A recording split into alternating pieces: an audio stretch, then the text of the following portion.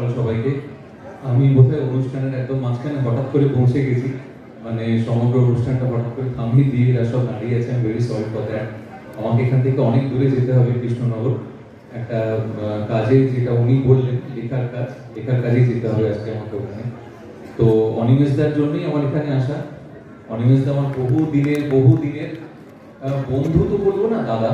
আমরা একসঙ্গে চাকরি করতাম এক সময়, 2001 ওই সময়, না 2001 সাল, না 95 96 তারপর 2001 অব্দি আমরা একসঙ্গে কাজ করেছি। তারপর এতগুলো বছর ধরে অনিমেষদের সঙ্গে আমার যোগাযোগ আছে।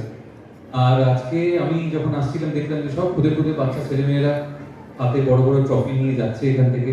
ওই মুখের একটা বেশ হাসি, উজ্জ্বল ব্যাপার, সেটা দেখে খুব ভালো লাগলো। তার না ইচ্ছে করে পুরস্কার পেতে।